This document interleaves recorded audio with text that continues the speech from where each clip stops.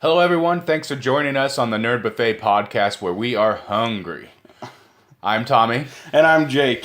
Full disclosure before we continue on. The last time I wore this, it was because of a bad hair day.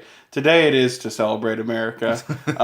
We're going to the State Fair, Savannah and I, and we're going to go see Steven Tyler. So dual purposes, with him having the feathers and the freaking and the bandana always hanging from the mic. I thought I should wear the America to kind of celebrate America. Plus, you'll fit in at the State Fair. Right. Tony and I went last week, and the America was out in full force. That's good. So, America needs to be out in full force. I had my USA T-shirt on too. So good. I did not know that, but I'm very proud of you for doing that. Speaking of America being out in full force, something that's really not on there. Just kind of thought of this. Trump put out a thing this week, his first paid, like not from some super PAC or anything, his first paid ad against Hillary. So now the gloves have come off on both sides, and I mean, you can argue that obviously for over a year that we've had this political battle for the office, but now they're actually starting to really spend money on negative and positive campaign ads, and so. Unfortunately, whether you like the political stuff or not, that's all you're going to be seeing on your TV from now until the mid-November. Mm-hmm. Well, beginning of November. I also saw Donald Trump was down in Louisiana offering flood support relief today. That was pretty cool. We try not to get too much into politics on the show. It does come out every once in a while, so you know where we stand. But I think no matter whose side is doing that, I think that's awesome. A lot of people in need in Louisiana right now, even to now. I mean, you lose your house like that. I mean, that's your livelihood. I can't believe. So Nerd Buffet, we're not sending out fruit baskets, of course, because if you watch our other show, you know what happens with fruit baskets. But yeah, they either get ate or we don't eat fruits. So. But you are in our thoughts and prayers. So. Moving on from the sadness, let's get right into the fun that we had this week. Mm-hmm. We went and saw a movie last night, Tom. What did we go see? We saw War Dogs. Yes. Which was excellent. I'm going to come right out and say it was an excellent movie. It really was. The trailer that they had out for it did its job very well in showing what you were going to get from a movie and getting you actually excited, putting butts in seats. I didn't have any idea about this movie before I saw the trailer, and I saw the trailer and I was like, I want to go see this movie. I have to go see this movie. Yeah. I don't. Where do you sit on Jonah Hill? Like, where do you? Jonah Hill, probably one of his better performances, I think. Because it wasn't completely, dumb kid, role, even though he still was a dumb kid in the movie, but it was more. Well, it fit his character to like. Where you needed him to be. Mm-hmm. I mean, he was a kind of a douchebag in a way, but a tolerable douchebag. Yeah, I guess the douchebag that's your friend, like me. I guess is like I would be to you. I guess is probably that's no good after seeing the movie. So that's I know. A big warning for me. I think. I know. I wouldn't. Spoiler alert! I wouldn't do that. But yeah, both of the main characters in this movie were pretty cool. Both of them, you can really see people that putting them into roles of the movie. I think, anyways. Miles Teller playing. For anyone who doesn't know who Miles Teller is, I think that this guy is going to be big.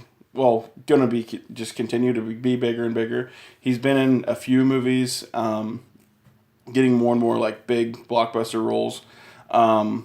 Fantastic Four, unfortunately, was kind of a bust. I'm glad to see that he's getting work after Fantastic Four. Yeah. I mean, think about it. Fantastic Four also had Michael B. Jordan in it. And that's true. Then later on, he was in one of the best movies of last year, I would say. With Creed. Mm-hmm. But Miles Teller, he's also going to be in another movie, another boxing movie, speaking of Creed, that looks really good, by the same director as who did Joy, Silver Linings Playbook, and American Hustle. So that's going to be a good movie right there. That's got me in the seats at least. But anyways, getting off of the actors and getting into the movie itself, the story was basically about, without spoilers, just kind of what the story was about. Miles Teller plays an everyday, ordinary person that's kind of struggling in his life. He's working hard to make money. He's doing a job he really doesn't necessarily like. He's a massage therapist. And his clientele is primarily rich and pervert guys. Yeah, that are like, oh no, my towel fell off. You should now massage a little bit lower, you know? So, and I kind of figured that's how, like, most massage therapists' lives go. Yeah, I would think so. Being perved on all the time. Yeah. I don't know. For sure, but yeah, just movies have made it that way. Yeah, movies and TV shows, media has made it so we believe that. And then Jonah Hill is his friend from, I think, until like the 6th grade or something. Yeah, said his best friend from grade school, who, I don't know if he moved away before grade school. He just kind of disappeared. Yeah. And he comes right out and says, he's like, oh, hey, I came to this, because they meet at a funeral. Another friend from high school or something's funeral. And they said, he comes right out and says to him, oh, I only came to see if you would be here. Yeah, see if you were here. And so, conveniently, since he's struggling, and Jonah Hill's character seems to, like, he has fancy clothes on, just looks real clean cut, has his hair slicked back, like he's somebody, you know. He's like, hey, come on, I need you to help me with something. And goes up, kind of really funny. You know when they set up those scenes where it doesn't say a whole lot in the scene, but it says a lot about the character. Yeah. He goes up, he's trying to go sell some guns, because he says that he buys the guns that cops confiscate. Yeah, he buys the confiscated guns and sells them back to... legally sells them back. So he's knocking on some guy's door to see if he's there to sell some weapons to him, or to buy something. I don't really remember which it was. I think he was trying to buy weed. Anyways, so maybe he was buying weed at that time. I thought it was a gun deal. Anyways, these other guys are sitting outside in their on top of a car. You know, they're sitting there chilling out, smoking, hanging out. And he's like, "Hey, you want to buy some weed?" And he's like, "Yeah, of course." And he gives him $300. And the guy acts like he doesn't know who he is. He's like, "Thanks," and is gonna take the money. He's like, "Get stepping." And Jonah Hill's like, "You're not serious, are you?" And he's like, "Get out of here now!" And he flashes his gun. And Jonah Hill, you see the first time that he has this just ridiculous, like, that's my best impression. His laugh is ridiculous in the movie. And he's like, "All right, guys, I'll be right back." And he goes to the trunk of the car, and you know exactly what he's getting. He goes and gets a machine gun and starts shooting it in the air. But that really goes to kind of tell you where the movie is going to set up, and I don't want to say a whole lot more about it. But yeah, and Miles Teller was freaked out about it, so kind of showing you both characters. Yeah, the one of them is all about this like crazy lifestyle, and the other is a normal man who kind of gets brought into this crazy lifestyle to support what he wants to be a normal life. Where would you rank this movie at? I don't want to get too far into it because I really don't want to spoil it, because it just came out and you need to go see it. One of the things I will say is I thought it was funny how they idolized Tony Montana from Scarface. Yeah, there's a lot of Scarface references. There's a lot of Scarface references, but you see the movie, you realize they didn't learn anything from Scarface. No. I mean, they don't necessarily get high on their own supply, really. Yeah, but they don't remember the fatal mistake that Tony made. They don't really think about that. Where are you gonna rank? I give it 4 stars out of our 5 scale. And by the way, a 5-star kind of breakdown on what our scale means. We're gonna get away from stars, and we're gonna come up with a different ranking system. But we're gonna go from 0 to 5, or 1 to 5. But you give it a 4. Yeah, 4 out of 5. And I'm also going to give it a 4. So it gets a solid 4. Go out and see this movie. Buy it on Blu-ray when it comes out. Yeah, if you can't see it when it's in the theaters, definitely check it out on Blu-ray. It's a buy. It's not a rent. It's a buy. I mean, we had some other news this week. I didn't see anything else as far as movies go that I hadn't already seen. HBO now has the Peanuts movie on it now, so I highly recommend you go see that one or check it out on HBO. If you haven't seen Peanuts, that's my recommendation of the week for a streaming service. HBO has the Peanuts movie on it. Get yourself a little bit of Charlie Brown and Snoopy in you. Snoopy, every time Snoopy's in the movie, I giggle. In the theater, I was like, Snoopy. If we're talking about recommendations for streaming, one I have for you still is Stranger Things on Netflix. I still have not watched it. Only 8 episodes. I watched them all in a day. Is it an hour each? Yeah. Okay. I watched it all in a day. It tells you what I did with my Sunday that day. So here we'll make this. We'll set this in stone. Put the stamp on it. Next week we will review fully Stranger Things. Okay. Sound good? Yeah. For the show.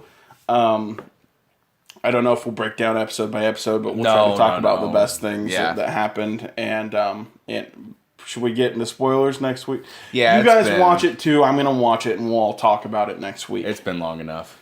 Because it has been long enough. So one thing that did happen this week, since we're kind of getting out of the movies, is we had Gamescom. Yeah, Gamescom's in Germany, I think. Yeah, it was in Germany.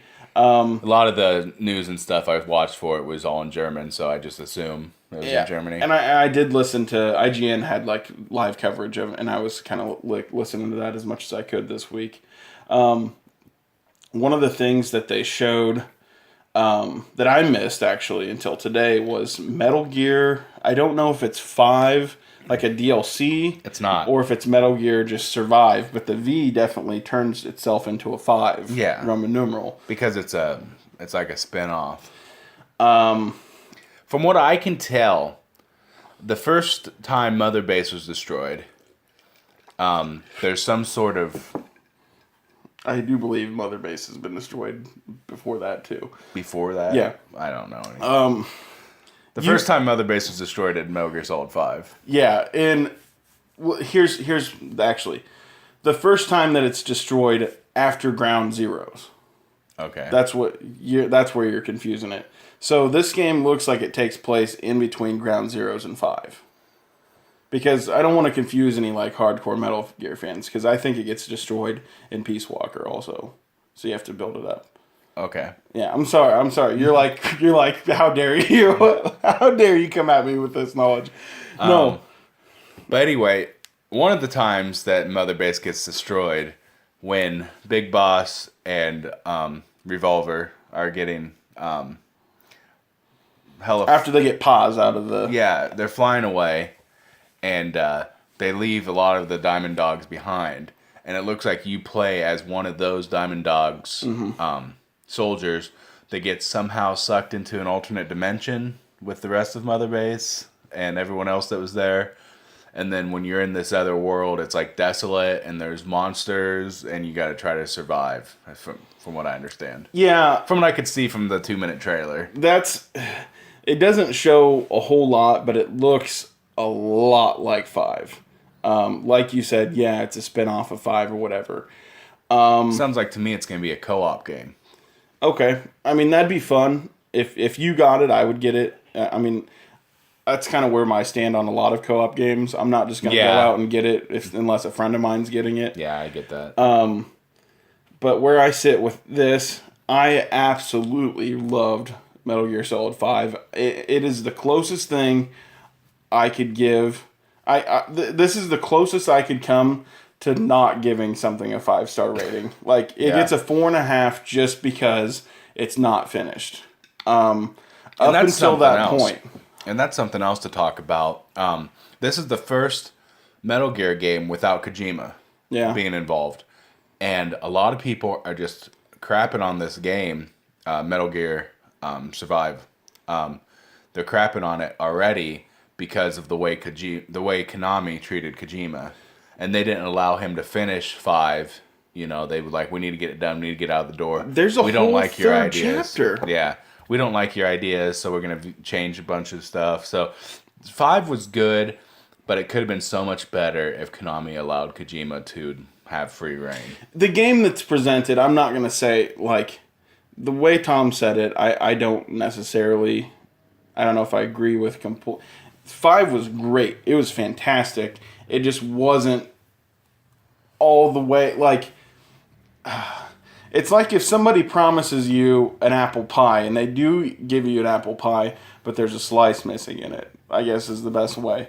It's still an apple pie and it's still delicious, but where's that last slice? Why'd you hand it to me without this slice? There's a definite time while you're playing that game where it's like you can tell that Kojima was leaving Konami at that time. Like, you can tell that there's some... Because it's good, and then there's an abrupt change in the game. You know what I'm talking about in Metal Gear 5? You're talking about the very end, or what? No, I'm talking about you beat the game, then you have to go back and beat the same That's what I'm saying, again. yeah. That's, like, spoilers for people who don't... After she leaves, is what you're talking about. When you have to replay the missions to replay the beginning again. Yeah. That's dumb. Absolutely hated that. I liked the twist, but yes. I called it from a little bit, like... I called it from the beginning of the game that was probably going to be happening. But the twist was still cool, and it ties up a whole lot of loose ends. Yeah. Unfortunately, there were still a lot of other loose ends that were never tied up. If you search around on the internet enough and on YouTube, it's not really hard. You can find the missing part of the game, and it almost probably make you more sad to see it because it really culminates the game into making so much sense with all the little things that are here and there. Speaking about Kojima, getting away from Metal Gear Solid 5, because I literally could go on about this game. If you haven't picked it up, it's really cheap now. I think it's like $20 or $30 now. It's worth it at whatever price it is. $60, it's worth it. But anything negative I've said about this, please don't make that stuff. If you've been thinking about buying it, please don't let that stop you from buying it. But Kojima's got a new game coming out. He's doing by himself. What is it? Just Kojima? Kojima Productions, I think, is Death Stranding. Featuring had a very go ahead featuring Norman Reedus. Norman Reedus. Yeah. I'm sorry, but it had a very weird trailer. But it was cool though. It was like, I think if any game is going to get me to want to buy a PS4, I said this kind of with No Man's Sky, which I'm glad I didn't. Now that I've heard reviews and I've seen stuff about it, I still want to play No Man's Sky. I wouldn't buy a PS4 though. No, but this one, we've not seen any gameplay yet. Unless don't even know what kind of game it is. Yeah. So, but just the intro trailer alone was enough for me to be like, oh, let me think about buying a PS4 now that there's probably going to be old PS4s on sale if they're going to be like re-releasing a PS4. When I saw the trailer for Death Stranding, I said, well, guess I'm not high enough for that one. Oh. Definitely, we'll leave a link in the description to like the Death Stranding trailer that we're talking about, so that you know what we're talking about. But yeah, it is definitely really weird, but looks like it could be cool. I don't know. I don't even know where the concept's going. It just looks really cool. It looks cool. I'll give it that, but I like to reserve judgment until I can see gameplay. Fair enough. Another game that we both really enjoyed was Titanfall. Yeah. And there's been a lot of new footage and information coming out about Titanfall 2 that we're really excited for. They just announced that they're going to have a single-player campaign, which is different than the first game where it didn't have a single-player at all.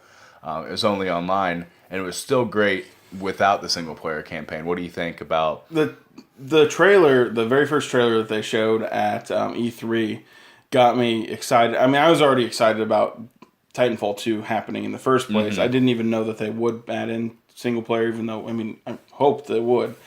But that trailer with giving that robot such a humane, like, humanity. Giving it more personality. Yeah.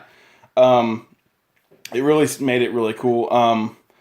I was like, all right, I'm into this. I'm in for this. And then the very end of the trailer, he jumps. I don't remember the robot's name, but he's like, help! And, like, you see the robot's hand come out and catch him.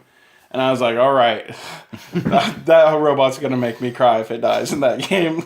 Like, I'm going to be really sad. It's a lot like you think of the Iron Giant. And yeah, that's a really good comparison. Yeah.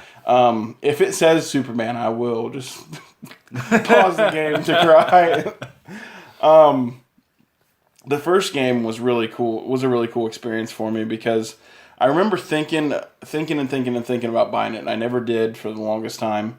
And then you and I think we're on like Party Chat or something on Xbox One, and we were looking at the deals of the week, and I was like, "There's the deluxe edition of Titanfall for like $12." Yeah, it was cheap. So I think we both bought it at the same time, and I was in love with it because it was everything that Call of Duty has tried to do and be fun and has now added to their games. Mm-hmm. But I would recommend anybody who's never played Titanfall that likes Call of Duty now with like the jumping and running on walls and all that crap, play Titanfall one round and tell me that it's not better. You're wrong if you say Call of Duty's better. Yeah, I'd have to agree 100%. I don't like Call of Duty anymore at all. No. First-person shooters, again, aren't my cup of tea, but I really like Titanfall. It was something different at the time. You know, it was a lot of fun. I hope Titanfall 2 can add more to that experience. There's nothing better than getting a streak in that game. To compare it again with Call of Duty, you have your kill streaks and you get like drops and like airstrikes and crap in Call of Duty, but getting kills on AI and real players and Titans gets you a faster upgrade or faster time for another Titanfall. Mm-hmm. And there's no feeling like dropping a Titan on another Titan. Yeah, or dropping a Titan on a pilot just by itself. Oh yeah, it's funny that's too. Pretty funny. So go out and play Titanfall 1. It's got to be cheap now. I think a physical copy you can go to Walmart and get it for $20 or less. I think used at GameStop is 10. Yeah. So digital's probably even cheaper than that. So go pick it, play it. It's $10. What's $10 to you to play a fun game and get yourself ready for Titanfall 2 to come out? Yeah. We didn't have a whole huge ton of things to talk about this week. But something that is coming up very soon, I'm really excited for. You kind of talked me into it. The more you've said about it, anyways. Mm-hmm. You and your family goes to this thing every year in Hannibal, Missouri, right? Yeah. It's the Big River Steampunk Festival. It's in Hannibal, Missouri. It's put on by the Historical Society in Hannibal. Mm-hmm. And so they got a bunch of like Victorian homes and stuff around right on Main Street. So it's kind of like they tie that into the steampunk thing because it's popular, right now. So they use it as a way to raise money and, keep up stuff. So it's really cool. They have hot air balloon rides and they're going to have a burlesque show, which I'm excited for. That'd be cool. I'll go to that. Like a variety show. They got a bunch of stuff going on. And so you guys are coming up this time. You and Savannah and Seth and Paige, I think. Yeah, so I think we're going to be doing a little bit of live from Hannibal, Missouri. Yeah. We're definitely be doing a on location special event thing for Nerd Buffet there. So I mean, we're gonna try to cover everything we go to. We'll try to get some footage of it. I want to not only the steampunk thing. Speaking of the steampunk thing, I thought it'd be funny. At first, when Tommy was telling me about people dress up, I was like, what if I went as the villain as like just Ben Franklin with like real electricity? I said, would people like shun me out of there, or they would call me evil for electricity? I don't know. And then I was like, oh, I also really like cyberpunk. As compared to, I like steampunk, but cyberpunk, like the Matrix and that kind of crap is kind of more of my cup of tea. Speaking of cups of tea, the tea race. Yeah, there are teapot races I'll be competing in. like remote controlled tea kettles and teapots and racers. Do you just take a remote control car and turn it into like make it look like a tea pot? Yeah. Do you build it there, or are you? No, like, you build it ahead of time and bring it in. Okay. Do you have anything built yet? There are some things in works. Good. So maybe we could get some pictures up or something. Or okay. Yeah. I didn't know if that was like top secret Metal Gear information to keep like a 99th basement underground. Yeah, and you have to like entertain the judges and stuff too. So there'll be a lot of stuff that. Yeah, there's like you said, there's awards for like the best cheat. Yeah, that's where I'm like, all right, maybe I'm gonna build a car and just try to ruin my friends. No, I'm kidding. I'm not gonna build a car. I'm gonna be there spectator only. I'm gonna try to build do like a little bit of a side like hustling and betting ring. Yeah, I think would that be acceptable? Yeah, I think so. You think so? Good, excellent. As long as you're betting in like cookies and stuff like that. Yeah, right? I don't know if you're cash would probably be frowned upon in the state of Missouri. I'm not for sure of the gambling laws in Missouri, actually. So I don't know either, but I don't think that you can drink when you're in the car in Missouri, though, as long as you're not driving. Oh yeah. Speaking of this, when my band Ashes Armada represent right here. We played last year at Kansas City Rock Fest. And so Seth and Tommy and I, Seth's our lead singer. He's the other guy that sits with us in Drive Thru Wrestling, for those who don't know. Seth, Tommy, and I are on our way down to Missouri. And we crossed the line. There's 2 state troopers next to me. And so I'm really not expecting this. And Tommy's sitting in the back of the car, just like sideways like this. And as soon as we cross through, Tommy pulls out a bottle of Crown or something, Jack, and pops it open. He's like, "Thank God, Missouri," and like waves at the cops beside us and starts drinking it. I'm like, "What in the heck are you doing, dude? I'm gonna get in trouble." And Tommy tells me, "Yeah, there's no open container laws in Missouri." I had absolutely no clue, so of course I needed to probably change my pants at the time. Because that just scared me. Getting back to another thing in Missouri, I really want to go see, since we're in Hannibal, Tom Sawyer, Huckleberry Finn, Mark Twain. I want to go see not the museum. The caves. The caves, yeah. Tanya really wants to go see the caves, so of course we'll be at the caves. Yes.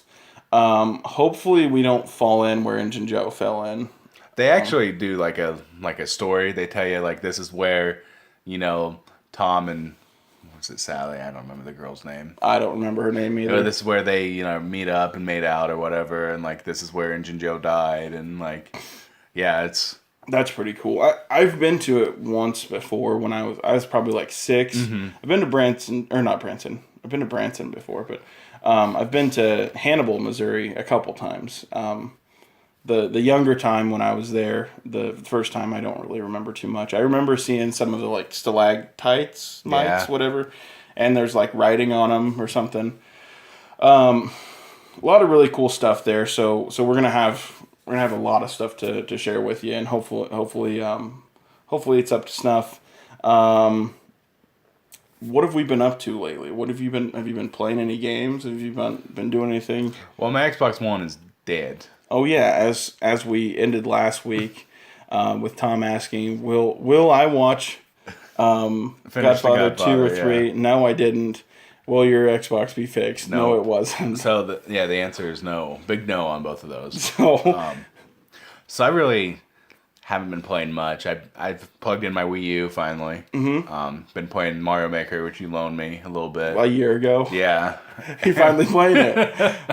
How are you enjoying that? I like Mario Maker. It's fun. I can't, since it doesn't have like a continuous. I guess the 100 Mario challenge would be the closest thing. Yeah. But it doesn't have like a play this level, play this level, play this level. That's kind of draws me out of it because I have to search for a game and play it. So. Why don't you build a level, or have you done that yet? I haven't built a level yet. I just haven't had time. I would be very interested in playing a level that you built. Mm-hmm. I need to get my like code things that I've built and and show you mine. It'd be a lot of fun to play each other's levels.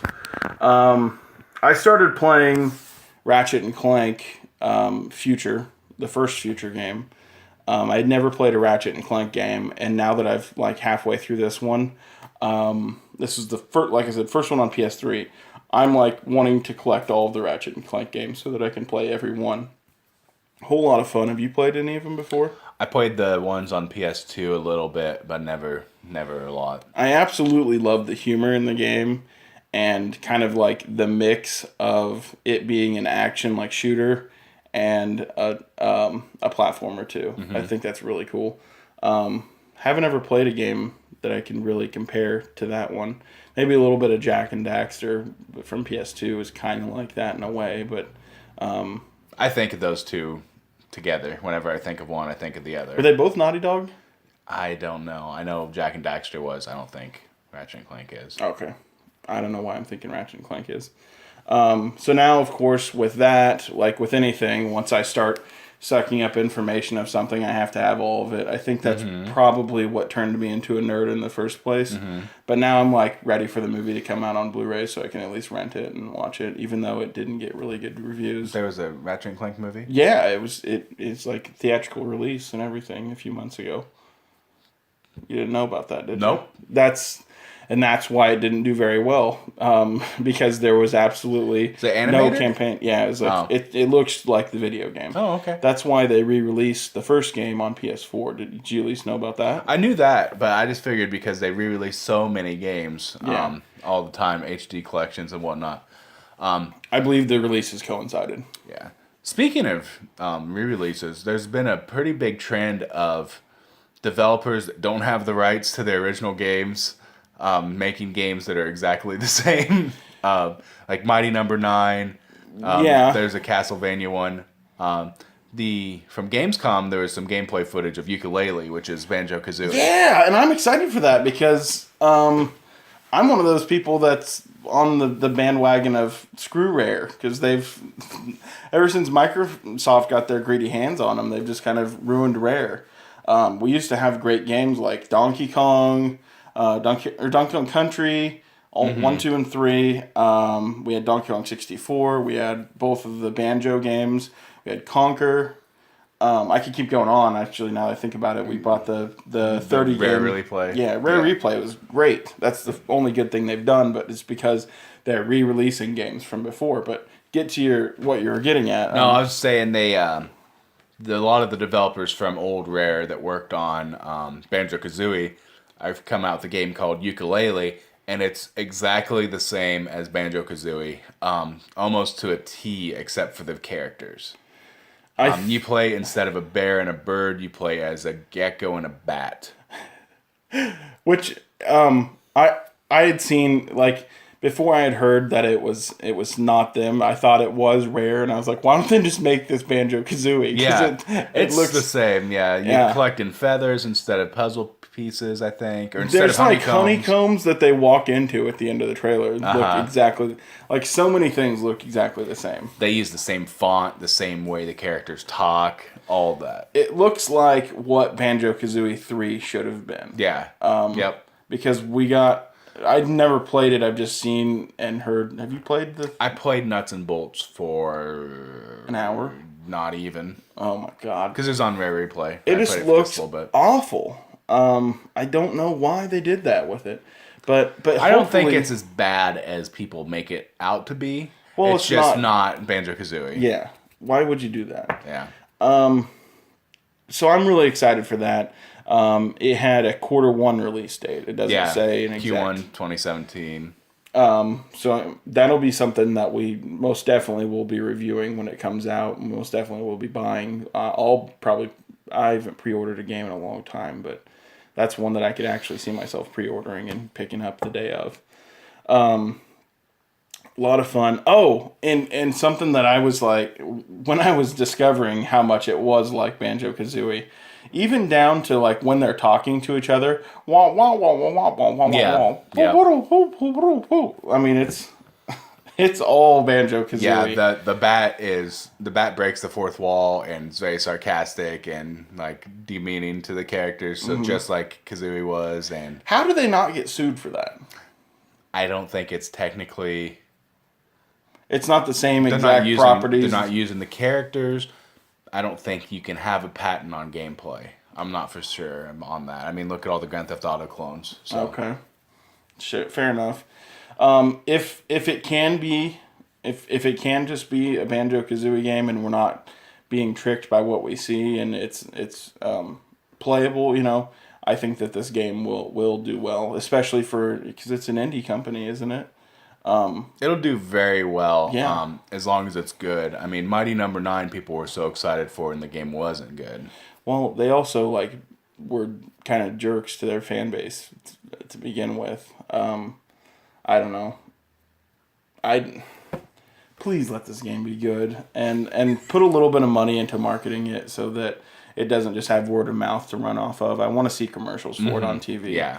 Because this is something that anybody sees a commercial for this, they're like, that's Banjo-Kazooie. I'm going to go buy that. I'm going to go buy my kids an Xbox so I can play this. I'm going to buy a PS4 or whatever. There's just... You want to be so excited about something, but like with Mighty Number 9, it's hard to be excited because... I don't let myself get excited about anything ever because I don't want to be disappointed. That's going to wrap it up for this week, but next week we do have some fun coming for you. A couple things that I'm going to go see. I think Thursday night I'm going to go check out Mechanic Resurrection. I thought the first movie was meh. It was okay. You haven't seen it, right? I haven't seen it. Jason Statham doesn't really do it for me as really? an action star. I don't know. I like him as a bad guy in whatever movies he's been bad guys in, like Fast and the Furious. Have you seen the Transporter movies? No. There's your problem. I haven't seen Transporter. I did like Crank. Yeah, I was gonna say if you don't like Crank, I like then there's both a problem. Crank movies actually. Crank 2 was a little sketchy for me. It wasn't as good as the first one, but it was. But yeah, the first Crank movie is really good, and I don't know if it's like I don't know if I can say it's underrated because I don't know like how many people have watched it. I feel like it's one of those movies you can say, like hey, you've never heard of this. Like a cult movie. Yeah, that's kind of what I'm getting toward. Yeah. But that's something, if you haven't seen Crank, is check that one out for Jason Statham. Also check out Transporter. The second one's my favorite of the Transporter movies. I have no idea where the ratings for other people go, but for some reason or another, the second one's really cool. There's a lot of cool driving scenes in it. Obviously, he's a transporter, but the fight scenes are well done as well. But the first Mechanic movie, not really that memorable compared to the originals. Have you seen any of the originals even? No. But the second one looks really cool. The trailer looked neat with the whole like. I don't know why, because I've played plenty of Hitman games to know that if you're somebody that somebody's wanting to kill, you definitely don't have a pool hanging off of the side of a building. You saw that trailer at least. Yeah, right? I did. I thought that was ripped straight out of Hitman 2. Or was that Blood Money? I don't remember which one it was, but I know what we're both on the same page with that. World's fastest completion of a level in that. Because you just look up and go, pew. Yeah. Oh, that was Blood Money, actually. The Santa Claus one. Yeah. The snow one. Yeah. Yeah. I was like, I couldn't remember which mission it was, but then I put it together. But anyways, I'm going to go see that Thursday. And then Friday, I think we're both going to go check out Don't Breathe. I'm not a big person for like horror, like new horror, if you want to call that horror. Yeah. But I think The Conjuring 2 recently has turned me around on the whole Jake actually liking horror movie type of thing. In this trailer, it's an interesting concept. Yeah. With the blind man being the bad guy, I don't want to say that's. They're not stereotyping. They're not saying blind people are scary, I don't think. But the trailer, I like him going to be rooting for the bad guy in this movie. Because, like, these kids in the first place, look like they're wanting to break into the guy's house to steal stuff from him, right? Because they see that he's blind. I guess I didn't get that from the trailer, but maybe you saw a different one than I did. Maybe we should watch the trailer again, and we'll put a link up if after we record this we see it. But from what I see, these kids are like, this guy's blind, let's go rob his house. And then they like get locked in and the lights all go out. And this guy is like Daredevil, but scarier. Yeah. Well, he can just hear where they're at. And so they're blind. It's like if somebody tried to break into Stick's house. Yes, but Sticks. I was going to say, but if Sticks was worse, but Sticks. Yeah. It's because he would do stuff like that to them. I don't think he'd torture them so much. He'd just kill them. Yeah, maybe. But anyway, it seems like this guy's scared. Like, I don't know. I'm excited to see it. We'll talk all about it. We could speculate forever, but that's for next week is when we talk about it. I don't know other game stuff. I might pick up because I haven't played any of the other Deus Ex games. I might pick it up off of like Redbox if they've got the new Deus Ex that comes out Tuesday. Might try to play it. I played a little bit of the last one, Human Revolution. Yeah. I didn't care for it. Yeah. It was just weird. The controls were weird. Maybe if I got more into it and more used to it, I'd like it. But as of now, I didn't care for it. Wow.